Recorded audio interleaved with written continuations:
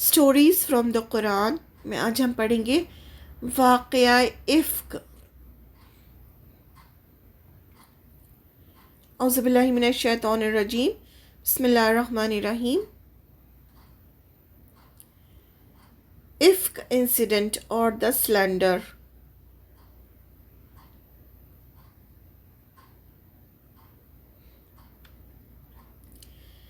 हज़रत आयशा रदी अल्लाह अन्हा पर जो ज़िना का झूठा इल्ज़ाम लगाया गया था, अल्लाह ने उसको इफ़्क कहा और ये वाक़या वाक़या इफ़्क कहलाता है।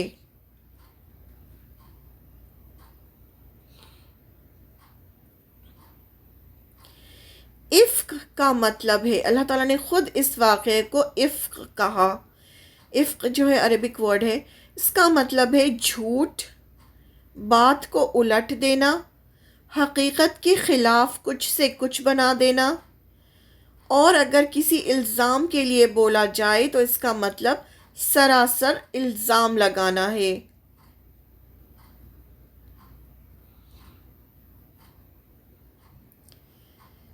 जंग अहज़ाब के बाद पूरा अरब ये जान चुका था कि मुसलमानों को अब मैदान जंग में हराना आसान काम नहीं है। जंग अहज़ाब हुई थी जिसमें 10,000 का लश्कर आया था मुशरिकीन का। सारे जितने भी अरब कबीले थे सब ने मिलकर मुसलमानों पर अटैक किया था, लेकिन उसमें अल्लाह ताला की मदद से मुसलमानों को फतह हासिल हुई और जितने भी थे वो सब चले गए, यानी मैदान छोड़ के चले गए। तो उस वक्त आप सल्लल्लाहु अलैहि वसल्लम ने कहा था कि अब हम इन पर अटैक करेंगे, अब ये हमारे ऊपर नहीं करेंगे, अब हम इन पर करेंगे। तो जंग अहज़ाब के बाद सबको पता चल चुका था कि मैदान जंग में अब मुसलमानों को हम नहीं हरा सकते।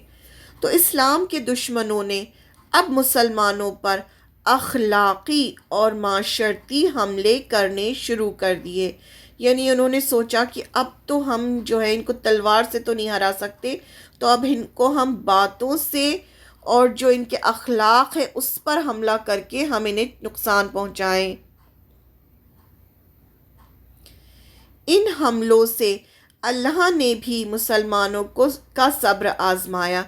यानी अल्लाह ताला ने भी देखा कि मुसलमान कितना सब्र कर सकते हैं, उनकी तरबियत की। यानी जितने भी ये जो चीज़ें हुई इसमें मुसलमानों का सब्र आजमाया अल्लाह ने और उनकी तरबियत की, उन्हें सिखाया कि ऐसे मौक़ों पर एक मुसलमान को कैसा होना चाहिए, क्या करना चाहिए। यानी ये जो वाक़यात हमें मिलते हैं कुरान मजीद में, तो इससे हमें ये सबक मिलता है कि अगर इस तरह के वाक़यात हमारे सामने पेश आए तो हमें क्या करना चाहिए। तो अल्लाह ताला ने नसीहत की, समझाया, तरबियत की मुसलमानों को इन वाक़यात के ज़रिए से कुरान नाजिल करके नए नए क़ानून दिए। अब कुरान में इन्हीं वाक़यात की वजह से नए नए क़ानून आए, जिससे मुसलमानों में अगर कोई बुराई पैदा भी हो तो सज़ा से उसे ख़त्म कर दिया जाए। यानी अल्लाह ताला चाहते थे कि अगर मुसलमानों में कोई भी बुराई पैदा हो तो सज़ा देकर उन बुराइयों को ख़त्म कर दिया जाए। तो नए क़ानून भी आए, तरबियत भी की गई और सब्र भी आज़माया गया। इसलिए दुश्मनों के ये अखलाक़ी हमले भी मुसलमानों के हक़ में अच्छे साबित हुए। सबसे बड़ा हमला जो मदीने में मुसलमानों पर हुआ वो हज़रत आयशा रदी अल्लाह अन्हा पर ज़िना का झूठा इल्ज़ाम था, जिससे पूरा मुस्लिम माशरा हिल गया।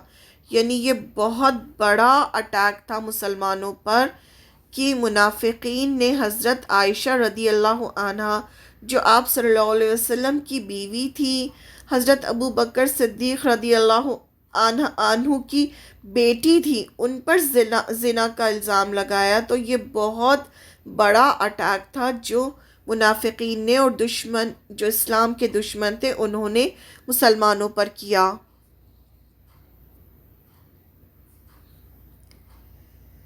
हज़रत आयशा रदी अल्लाह अन्हा फरमाती हैं, अब ये जो वाक़या है ख़ुद उन्हीं की ज़बान में पूरा है جو کہ حدیث کے فارم میں، حدیث کی کتابوں میں ملتا ہے ہمیں، خود وہ فرماتی ہیں۔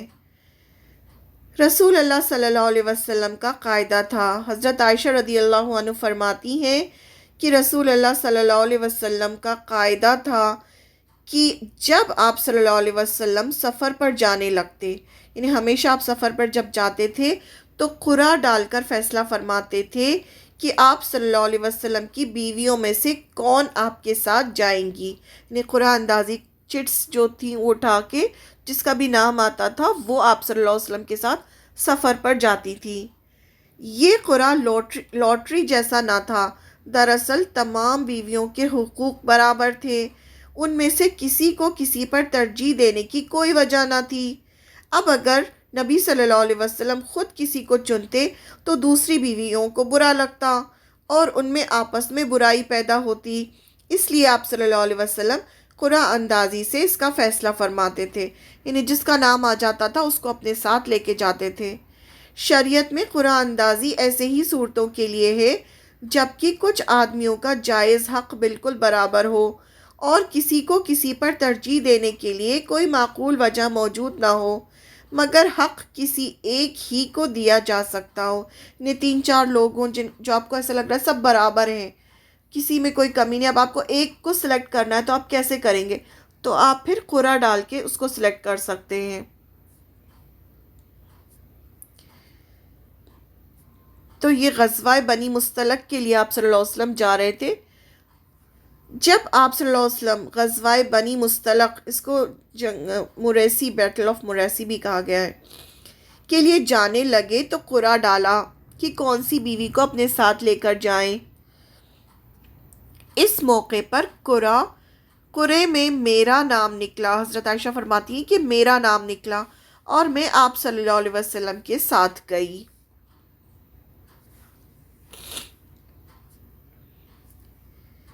واپسی پر، اب جب سفر پورا ختم ہو گیا، وہاں جنگ ہوئی تھی، مسلمانوں کو جیت حاصل ہوئی، پھر جب واپسی کا سفر ہو رہا تھا، مدینے واپس آ رہے تھے، واپسی پر جب ہم مدینے کے قریب تھے تو ایک جگہ پر رات کے وقت رسول اللہ صلی اللہ علیہ وسلم نے پڑاؤ کیا، یعنی تھوڑا سفر کرتے تھے، پھر رکتے تھے، پڑاؤ ڈالتے تھے، تھوڑا ریسٹ کرتے تھے، پھر آگے چلتے تھے۔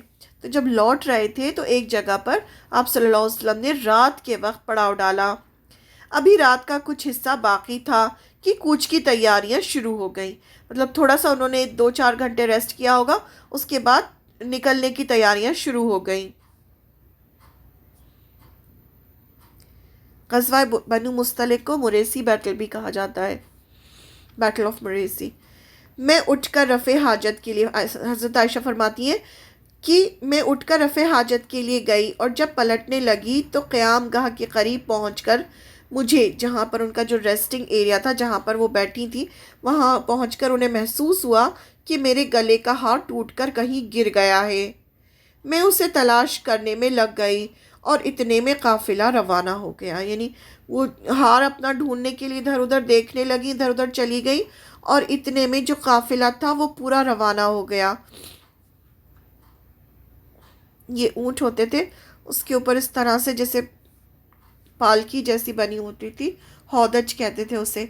قاعدہ یہ تھا کہ میں کوچ کے وقت، جب چلنے کا ٹائم ہوتا تھا، اپنے ہودج میں بیٹھ جاتی تھی اور 4 آدمی اسے اٹھا کر اونٹ پر رکھ دیتے تھے، یعنی وہ بیٹھتی تھی اور اس کو اٹھا کے 4 آدمی اونٹ کے اوپر رکھ دیتے تھے۔ ہم عورتیں اس زمانے میں غذا کی کمی کے سبب سے بہت ہلکی پھلکی تھی، یعنی بہت ہی لائٹ ویٹ تھا ان کا، بہت ہی دبلی پتلی تھی، کیونکہ ان کو غذا نہیں ملتی تھی، کھانے کے لیے تو اتنا ہوتا نہیں تھا۔ تو وہ فرماتی ہیں کہ غذا کی کمی کی وجہ سے ہم بہت ہلکے پھلکی ہوتی تھیں۔ میرا ہودج اٹھاتے وقت لوگوں کو یہ محسوس ہی نہ ہوا کہ میں اس میں نہیں ہوں، یعنی وہ جو 4 لوگوں نے مل کے جو ان کا ہودج جو تھا وہ اٹھا کے جب اونٹ پہ رکھا تو کسی کو محسوس نہیں ہوا کہ آپ اس میں نہیں ہیں۔ وہ بے خبری میں خالی ہودج اونٹ پر رکھ کر روانہ ہو گئے۔ جب میں پلٹی تو وہاں کوئی نہ تھا، پورا قافلہ جا چکا تھا، یا جو ہار تھا اس کو ڈھونڈنے میں لگ گئی ہے تو پورا قافلہ چلا گیا، انہیں پتہ بھی نہیں چلا۔ اور انہیں بھی پتہ نہیں چلا کہ آپ اس میں نہیں بیٹھی ہیں۔ آخر میں اپنی چادر اوڑھ کر وہیں لیٹ گئی۔ اب انہوں نے سوچا کہ اب کیا کر سکتے ہیں، اب تو سب چلے گئے، تو انہوں نے اپنی چادر اوڑھی اور وہیں لیٹ گئی، اور دل میں سوچ لیا کہ آگے جا کر جب یہ لوگ مجھے نہ پائیں گے تو خود ہی ڈھونڈتے ہوئے آ جائیں گے۔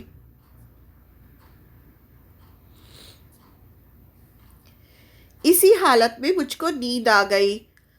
اب یہ سو گئی رات کو۔ اب صبح کے وقت صفوان بن معطل سلمی رضی اللہ عنہ اس جگہ سے گزرے۔ اب ایک صحابی تھے جن کا نام تھا صفوان بن معطل سلمی، وہ اس جگہ سے گزرے جہاں میں سو رہی تھی۔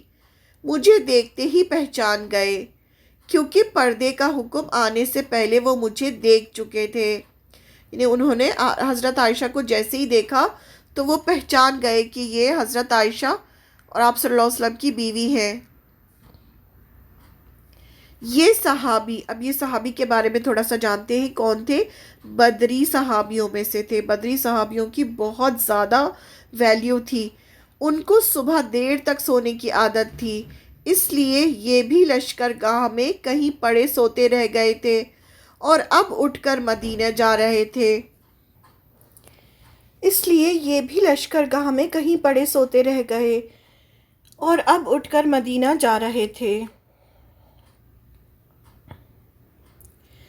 ابو داؤد اور دوسری کتب سنن میں یہ ذکر آتا ہے کہ ان کی بیوی نے ایک بار نبی صلی اللہ علیہ وسلم سے ان کی شکایت کی کہ یہ کبھی صبح کی نماز وقت پر نہیں پڑھتے۔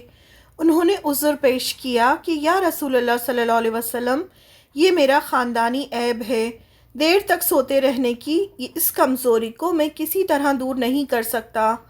اس پر آپ صلی اللہ علیہ وسلم نے فرمایا، اچھا، جب آنکھ کھلا کرے تو نماز ادا کر لیا کرو۔ یعنی انہیں دیر تک سونے کی ان کے اندر ایک کمی تھی کہ وہ دیر تک سوتے تھے۔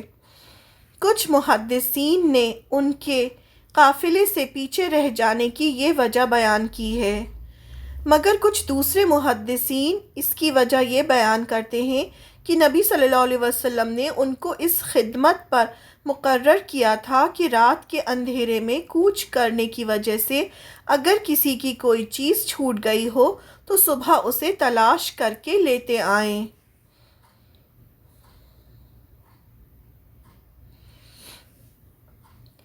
حضرت عائشہ رضی اللہ عنہا فرماتی ہیں، مجھے دیکھ کر انہوں نے اونٹ روک لیا اور بے ساختہ ان کی زبان سے نکلا، ان للہ و انا الیہ راجعون۔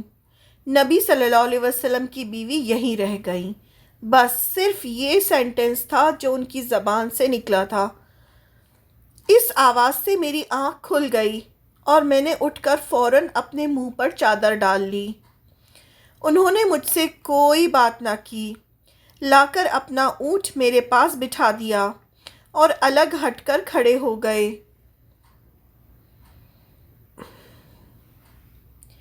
میں اونٹ پر سوار ہو گئی اور وہ نکیل پکڑ کر روانہ ہو گئے۔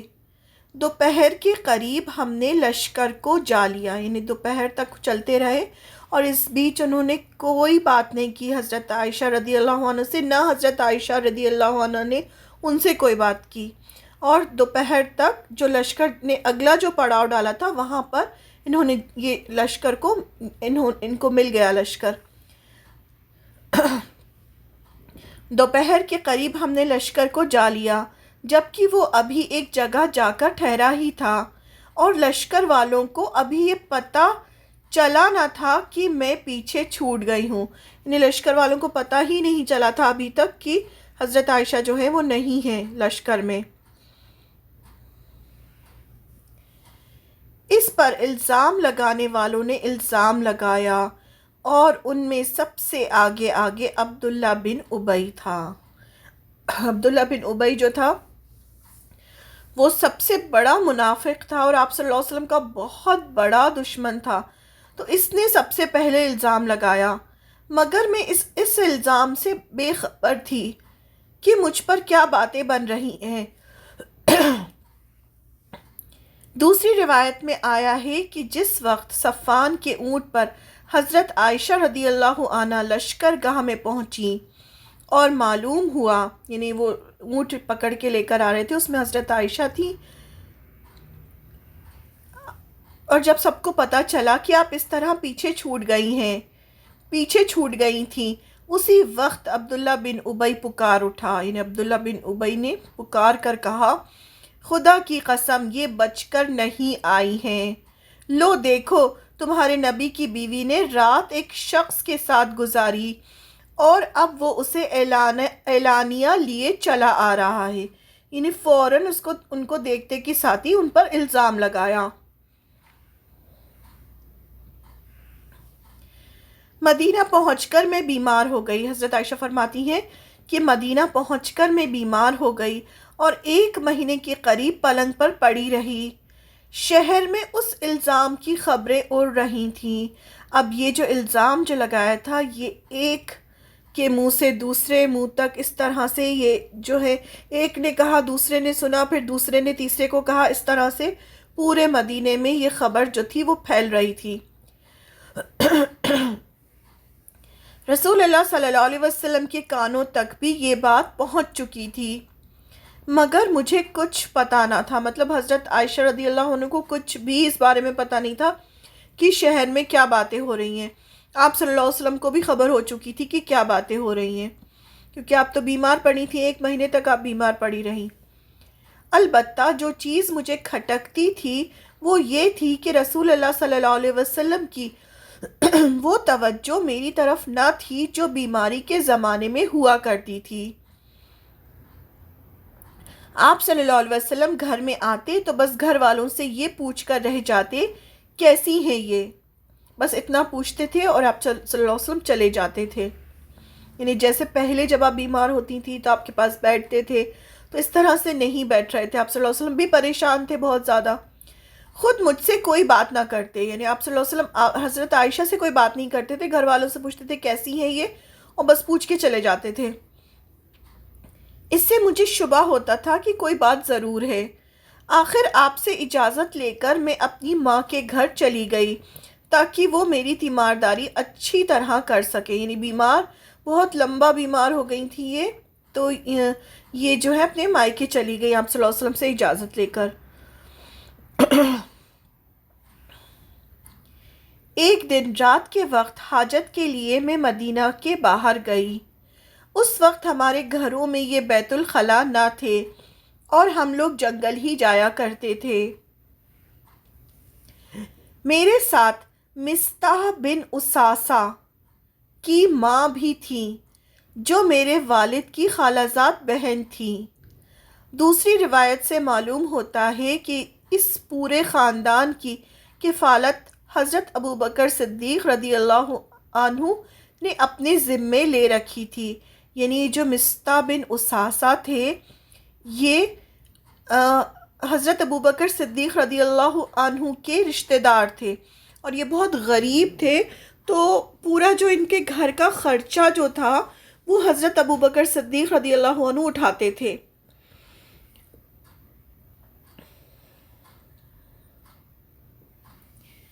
مگر اس احسان کے باوجود مصطح بھی ان لوگوں میں شریک ہو گئے تھے جو حضرت عائشہ رضی اللہ عنہا کے خلاف اس الزام کو پھیلا رہے تھے، یعنی یہ احسان تھا، اس کے باوجود بھی وہ انہی کی بیٹی جن کے والد ان کے پورے گھر کا خرچہ اٹھا رہے ہیں، انہی کی بیٹی کے لیے یہ جو تھے مصطح بن اساسہ، یہ بھی ان میں شامل تھے جو اس الزام کو چاروں طرف پھیلا رہے تھے۔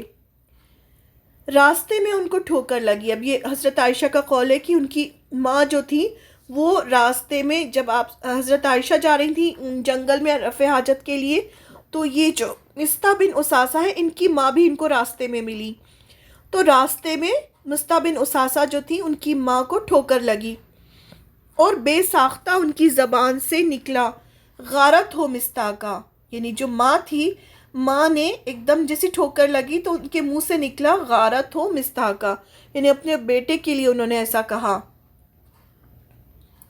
میں نے کہا کہ اچھی ماں ہو جو بیٹے کو کوستی ہو اور بیٹا بھی وہ جس نے جنگ بدر میں حصہ لیا ہو۔ جب حضرت عائشہ رضی اللہ عنہا نے سنا تو انہوں نے کہا کہ یہ تم کیسی باتیں کر رہے ہو، اپنی بیٹے کو کوس رہی ہو، اور وہ بیٹا بھی ایسا ہے جس نے جنگ بدر میں حصہ لیا۔ انہوں نے کہا، یعنی مصطح بن اساسہ کی ماں نے کہا، بیٹا کیا تمہیں اس کی باتوں کی کچھ خبر نہیں؟ میں نے کہا نہیں، یعنی حضرت عائشہ نے کہا نہیں، مجھے نہیں پتا۔ پھر انہوں نے سارا قصہ سنایا کہ جھوٹ گھڑنے والے لوگ میرے متعلق کیا باتیں اڑا رہے ہیں، یعنی پورا جو کچھ بھی 1 مہینے سے چل رہا ہے پورے مدینے میں، وہ پورا قصہ جو تھا مصطح بن اساسہ کی ماں نے پھر حضرت عائشہ کو سنایا۔ منافقین کے سوا خود مسلمانوں میں سے بھی جو لوگ اس فتنے میں شامل ہو گئے تھے، ان میں مصطح بن اساسہ، حسان بن ثابت مشہور شاعر اسلام، حسان بن ثابت کون تھے؟ مشہور شاعر تھے اسلام کے، اور حمنہ بنت جہش، حضرت زینب کی بہن کا حصہ سب سے نمایاں تھا۔ حضرت زینب جو تھی وہ بھی آپ صلی اللہ علیہ وسلم کی بیوی تھی، تو ان کی بہن تھی حمنہ بنت جہش، حسان بن ثابت اور مصطح بن اساسہ۔ یہ 3 جو تھے یہ اس خبر کو بہت زیادہ پھیلا رہے تھے اور بہت زیادہ آگے تھے کہ ہاں انہوں نے حضرت عائشہ پہ الزام لگا رہے تھے کہ حضرت عائشہ نے نعوذ باللہ زنا کیا ہے۔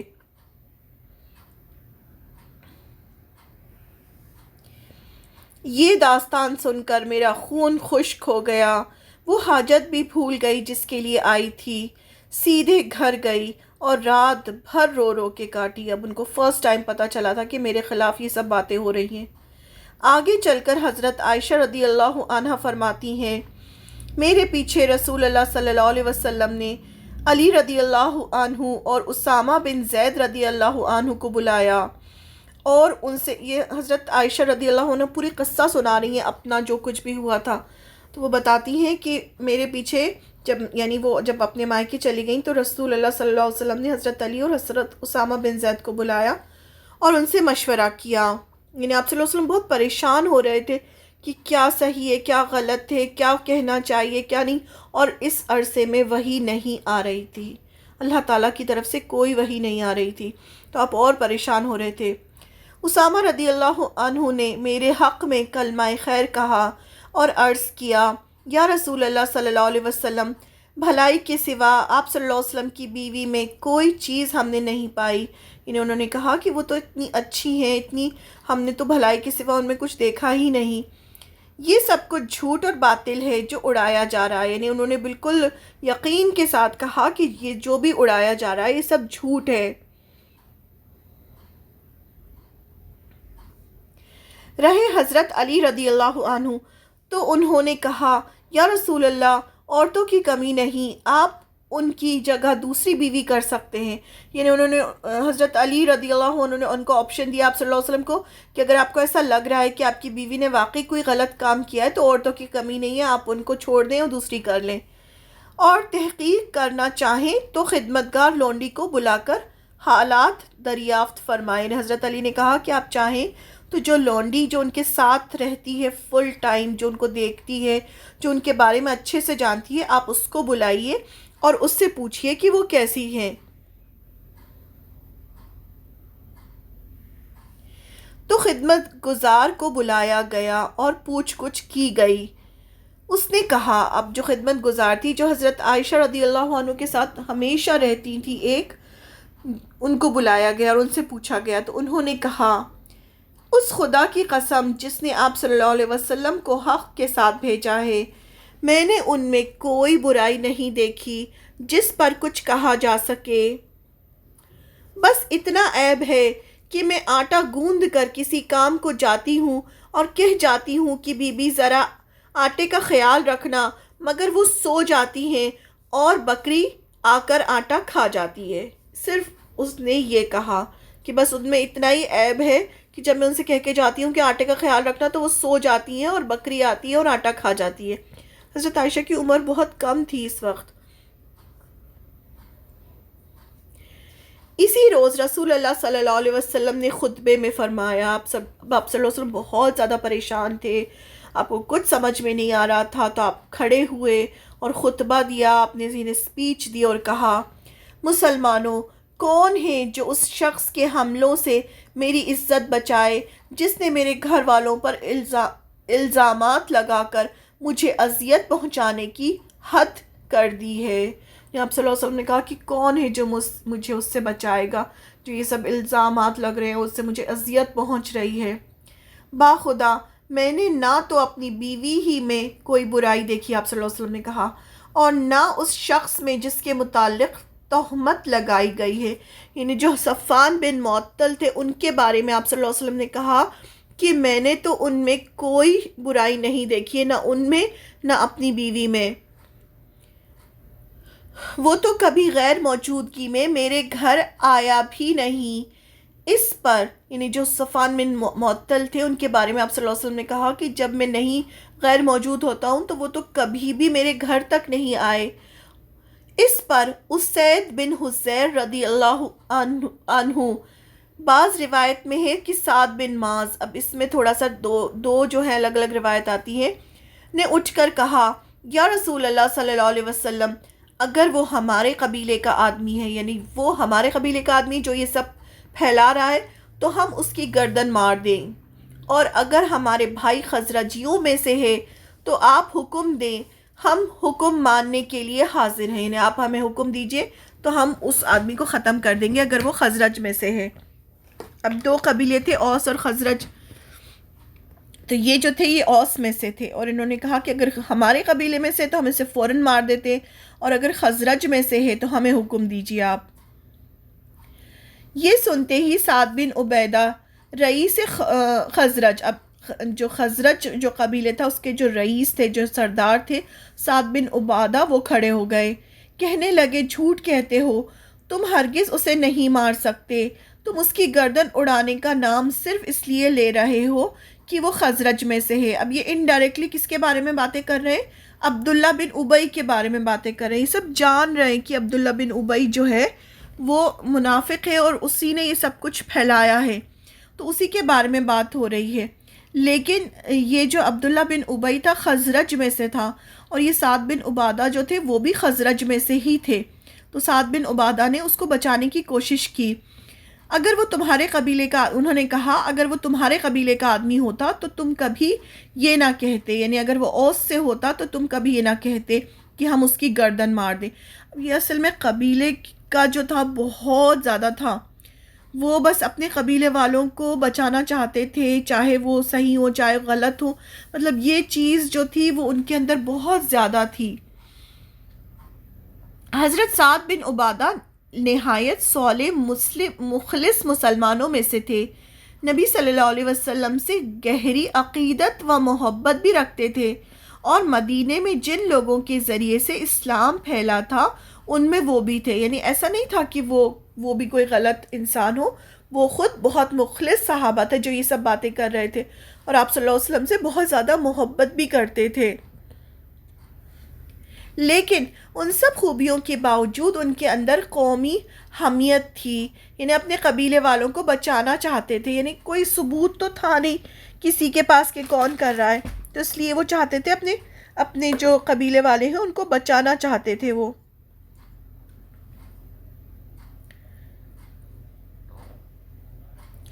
اسی وجہ سے انہوں نے عبداللہ بن ابی کو بچانے کی کوشش کی کیونکہ وہ ان کے خزرج قبیلے سے تھا۔ اسید بن حضیر رضی اللہ عنہ نے جواب میں کہا تم منافق ہو، اس لیے منافقوں کی حمایت کرتے ہو۔ اب یہ آپس میں جب آپ صلی اللہ علیہ وسلم نے خطبہ دیا تو آپس میں اوس اور خزرج میں لڑائی شروع ہو گئی۔ اس پر مسجد نبوی میں ایک ہنگامہ ہو گیا، حالانکہ رسول اللہ صلی اللہ علیہ وسلم ممبر پر تشریف رکھتے تھے، یعنی آپ صلی اللہ علیہ وسلم ابھی ان میں موجود تھے، وہاں کھڑے تھے آپ صلی اللہ علیہ وسلم ممبر پہ، اس طرح سے ہوتا ہے ممبر، اس طرح کا ممبر ہوتا ہے، تو آپ صلی اللہ علیہ وسلم کھڑے تھے ممبر پر اور یہ آپس میں جھگڑنے لگے۔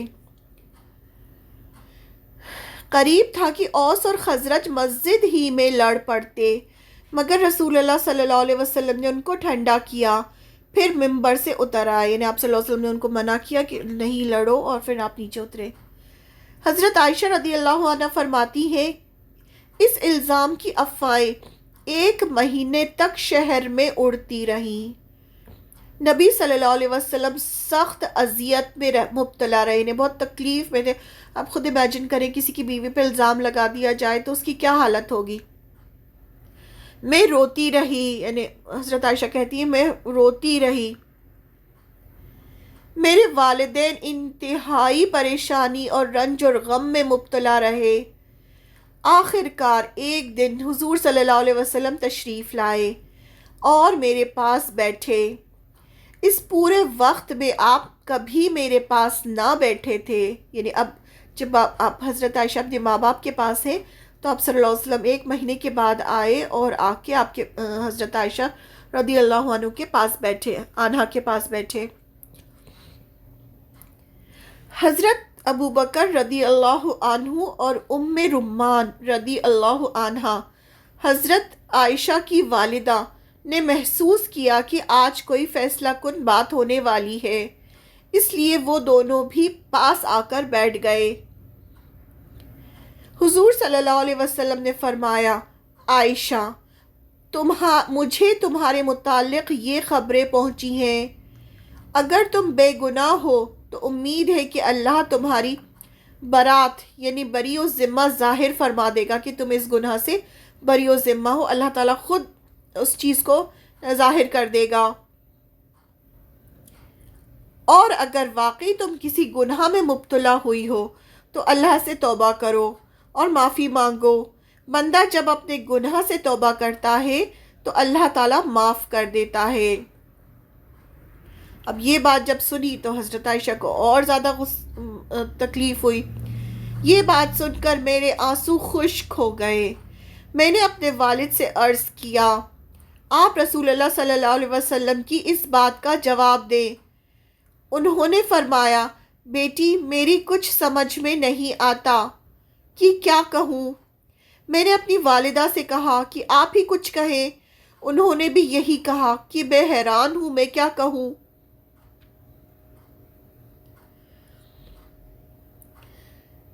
اس پر میں بولی، آپ لوگوں کے کانوں میں ایک بات پڑ گئی ہے اور دلوں میں بیٹھ چکی ہے۔ اب اگر میں کہوں کہ میں بے گناہ ہوں اور اللہ گواہ ہے کہ میں بے گناہ ہوں تو آپ لوگ نہیں مانیں گے، اور اگر میں ایک ایسی بات کا اعتراف کروں جو میں نے نہیں کی اور اللہ جانتا ہے کہ میں نے نہیں کی تو آپ لوگ مان لیں گے۔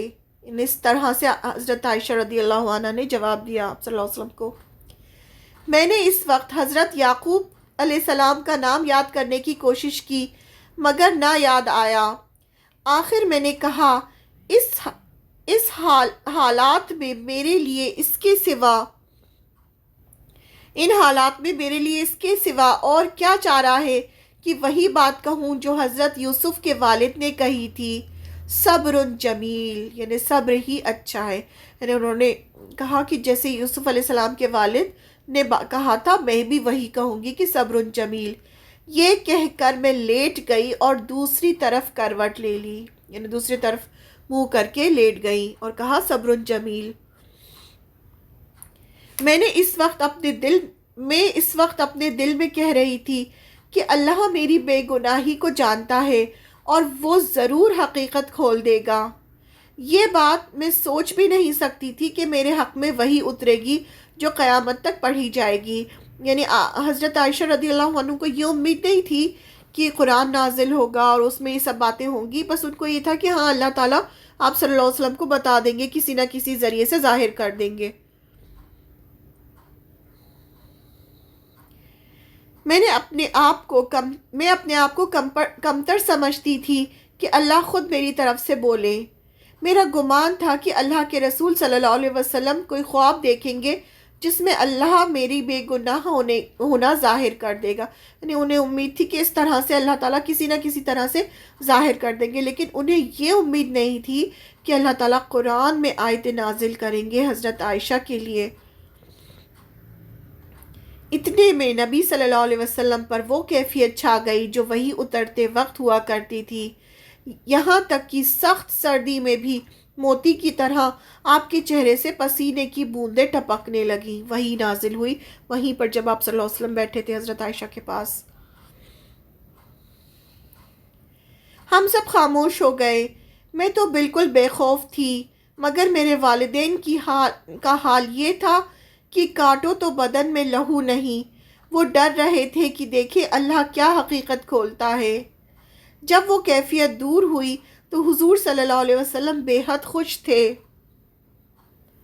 آپ نے ہنستے ہوئے پہلی بات جو فرمائی وہ یہ تھی کہ مبارک ہو عائشہ، اللہ نے تمہاری برات نازل فرما دی، یعنی تمہیں بری و ذمہ قرار دیا ہے۔ اور اس کے بعد حضور صلی اللہ علیہ وسلم نے سورہ نور کی آیتیں سنائیں، جو سورہ نور کی آیتیں اتری تھی حضرت عائشہ رضی اللہ عنہ کے لیے، وہ سب آپ صلی اللہ علیہ وسلم نے سنائی۔ اللہ تعالیٰ نے عورت کو اتنا آنر کیا ہے قرآن مجید میں کہ ان کے لیے اللہ تعالیٰ نے آیتیں نازل کی اور قیامت تک پڑھی جائیں گی وہ۔ میری والدہ نے کہا اٹھو اور رسول اللہ صلی اللہ علیہ وسلم کا شکریہ ادا کرو۔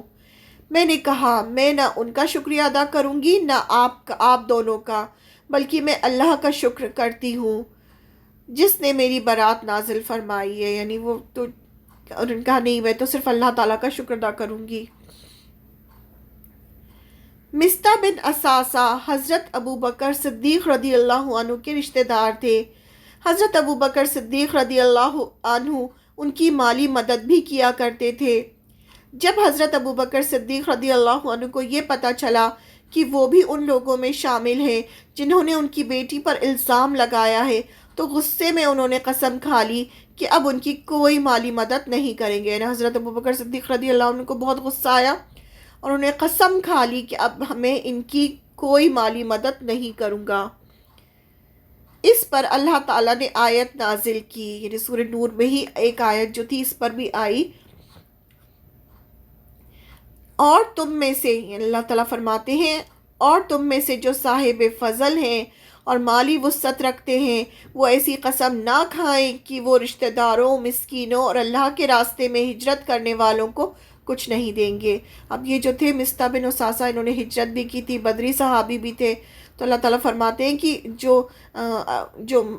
جن کو اللہ تعالیٰ نے فضل دیا ہے، یعنی جن کو مالی وسعت دی، جن کو پیسہ دیا ہے، وہ ایسی قسمیں نہ کھائیں۔ حضرت ابو بکر صدیق رضی اللہ عنہ کی طرف اشارہ ہے، اور انہیں چاہیے کہ معافی اور درگزر سے کام لیں، یعنی اللہ تعالیٰ نے کہا کہ ان کو معاف کر دو اور درگزر کرو۔ کیا تمہیں یہ پسند نہیں کہ اللہ تمہاری خطائیں بخش دے، اور اللہ بہت بخشنے والا بڑا مہربان ہے۔ اب دیکھیے اللہ تعالیٰ کیا فرما رہے ہیں، اتنا سب کچھ ہونے کے بعد بھی اللہ تعالیٰ کہہ رہے ہیں معاف کر دو، درگزر کر دو۔ کیا تم یہ پسند نہیں کرتے کہ تمہاری خطائیں اللہ تعالیٰ بخش دے؟ کتنی بڑی بات ہے۔ یعنی اللہ تعالیٰ نے حضرت ابو بکر صدیق رضی اللہ عنہ کو نصیحت کی کہ وہ ایسی قسم نہ کھائیں اور درگزر اور معاف کر دیں۔ کیا وہ یہ پسند نہیں کریں گے کہ اللہ بھی ان کی خطائیں بخش دے، اور اللہ بہت بخشنے والا بڑا مہربان ہے۔ یہ آیت سن کر حضرت ابو بکر صدیق رضی اللہ عنہ نے فوراً اپنی قسم توڑ دی۔ قسم توڑنے کا کفارہ دیا۔ جب قسم کھائی جاتی ہے تو ایسے ہی نہیں توڑ سکتے ہم، اگر قسم توڑنی ہے تو اس کا کفارہ ادا کرنا ہوتا ہے۔ اور مستہ بن اساسہ کو معاف کیا، اللہ سے معافی مانگی، اور پہلے سے بھی زیادہ ان مسلمان مہاجر رشتہ دار کی مدد کرنا شروع کر دی، یعنی اور زیادہ ان کی مدد کرنے لگے جنہوں نے حضرت عائشہ پر الزام لگایا تھا۔ اب سوچیں کیا ان کا ایمان تھا اور کتنی اطاعت تھی جو وہ اللہ کی کرتے تھے صحابہ، کتنا سب ہونے کے باوجود بھی انہوں نے معاف کر دیا کیونکہ اللہ کا حکم تھا۔ اللہ تعالیٰ نے قرآن کے ذریعے سے مسلمانوں کی نصیحتیں کی۔ اب یہ قرآن نازل ہوا، سورہ نور کی آیتیں نازل ہوئی ایک کے بعد ایک، اور اس میں اللہ تعالیٰ نے مسلمانوں کی تربیت کی اور نصیحت کی کہ ایسا کوئی کیس ہو تو کیا کرنا چاہیے تھا انہیں، اور انہوں نے کیا کیا، اور کیا کرنا چاہیے انہیں، اللہ تعالیٰ کیا پسند کرتے ہیں، سب کچھ اللہ تعالیٰ نے قرآن میں فرمایا۔ اللہ تعالیٰ نے حضرت عائشہ رضی اللہ عنہ کے منافقین کے جھوٹے الزام کی تردید کرتے ہوئے انہیں رد کیا کہ یہ غلط ہے، جو الزام لگایا منافقین نے یہ جھوٹ ہے، افق ہے۔ یہ اللہ تعالیٰ نے اس پورے واقعے کو افق کا کہہ دیا، بس افق کہہ کے ختم ہو گئی بات، کہ اللہ تعالیٰ نے خود کہہ دیا کہ یہ سب جھوٹ ہے۔ تردید کرتے ہوئے ایمان والوں کو ہدایت دی کہ آنکھیں بند کر کے ہر شریف آدمی کے خلاف ہر قسم کی تہمتیں قبول نہ کر لیا کرو اور نہ ان کو پھیلاؤ۔ سب سے پہلی جو بات اللہ تعالیٰ نے کہی وہ یہ کہی کہ کوئی بھی شریف انسان ہو، اس کے خلاف اگر کوئی بات کر رہا ہے تو اور اگر کوئی تہمت لگا رہا ہے، الزام لگا رہا ہے تو اسے قبول نہ کرو۔ سب سے پہلے تو اسے ایکسیپٹ نہ کرو کہ ہاں یہ صحیح بات ہے، ہاں ایسا ہوا ہوگا، بالکل بھی ایسا نہ کہو۔ اور دوسری بات، اگر تم نے وہ سن بھی لیا ہے تو اس کو آگے مت پہنچاؤ، اس کو پھیلاؤ نہیں۔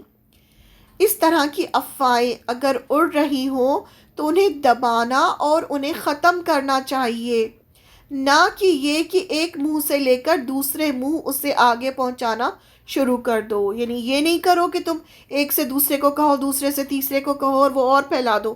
وہ ایسی باتیں اگر اڑ بھی رہی ہیں معاشرے میں، سوسائٹی میں، تو انہیں ختم کرو۔ کہو کہ نہیں یہ غلط بات ہے اور جو کہہ رہا ہے اسے ڈانٹ کر چپ کرواؤ۔ اسی سلسلے میں یہ بات سمجھائی گئی کہ پاک آدمی کا جوڑ پاک عورت سے ہی ہو سکتا ہے، خبیث عورت کا مزاج نیک آدمی سے نہیں مل سکتا۔ یعنی آپ صلی اللہ علیہ وسلم اتنے پاک ہیں تو ان کی بیوی بھی پاک ہی ہے، پاک ہی ہو سکتی ہے، کیونکہ وہ ان کا جوڑ مل ہی نہیں سکتا۔ خبیث مردوں کے لیے خبیث عورتیں ہیں اور پاک مردوں کے لیے پاک عورتیں ہیں، اور ایسا ہی حال پاک عورتوں کا بھی ہوتا ہے کہ ان کی روح پاک مرد سے ہی مل سکتی ہے، نہ کہ خبیث سے۔ یہ سب آیتیں ہیں جو سورہ نور میں آئی ہیں۔ اب اگر رسول اللہ صلی اللہ علیہ وسلم کو تم جانتے ہو کہ وہ ایک پاک انسان ہے، تو کس طرح یہ بات تمہاری عقل میں سما گئی کہ ایک خبیث عورت ان کی محبوب ترین شریک حیات بن سکتی تھی؟ یہ سب قرآن کے ذریعے اللہ تعالیٰ نے مسلمانوں کی تربیت کی اور مسلمانوں سے کہا۔ آپ صلی اللہ علیہ وسلم جیسے پاکیزہ انسان کے ساتھ کوئی زناکار عورت کیسے یوں نبھا کر سکتی ہے؟ ایمان والوں کو جھنجھوڑا گیا۔ اب اللہ تعالیٰ نے ایمان والوں کو جھنجھوڑا کہ آنکھیں کھول کر دیکھو کہ الزام لگانے والا کون ہے اور الزام لگا کس پر رہا ہے۔ اصل میں یہ ہوا تھا کہ جیسے ہی عبداللہ بن ابی نے یہ الزام لگایا، ایک نے دوسرے سے کہا، دوسرے نے تیسرے سے کہا، ایسے کرتے کرتے پورے مدینے میں یہ بات جو تھی وہ پھیل گئی تھی۔ اور یہ 3 جن لوگوں کا نام ہے وہ بہت آگے تھے ہر چیز میں۔ تو اس پر آپ صلی اللہ علیہ وسلم نے ان کو جھنجھوڑا کہ تم یہ تو دیکھو کہ الزام کون لگا رہا ہے اور کس پر لگا رہا ہے۔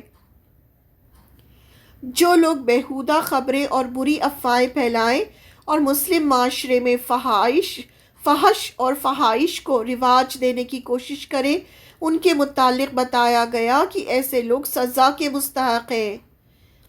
یہ قاعدہ مقرر کیا گیا کہ مسلم معاشرے میں اجتماعی یعنی جو کلیکٹیو تعلقات کی بنیاد باہمی حسن ظن، اچھے گمان پر ہونی چاہیے۔ یعنی ہمیں ایک دوسرے کے بارے میں اچھا گمان رکھنا چاہیے، ہمیشہ یہ سوچنا چاہیے کہ اس نے اچھا ہی کیا ہوگا، برا نہیں سوچنا چاہیے کسی کے بارے میں۔ ہر شخص بے گناہ سمجھا جائے جب تک کہ اس کے گناہگار ہونے کا ثبوت نہ ملے۔ جب تک یہ ثبوت نہ ملے کہ یہ گنہگار ہے، تب تک اس انسان کو بے گناہی، جب تک ثابت نہ ہو جائے اس کا گناہ، تب تک اسے بے گناہی سمجھنا چاہیے، نہ کہ ہر شخص گنہگار سمجھا جائے۔ یہ نہیں کہ کسی کے بھی بولنے پر انسان جو ہے وہ اس کو گنہگار سمجھنا شروع کر دے۔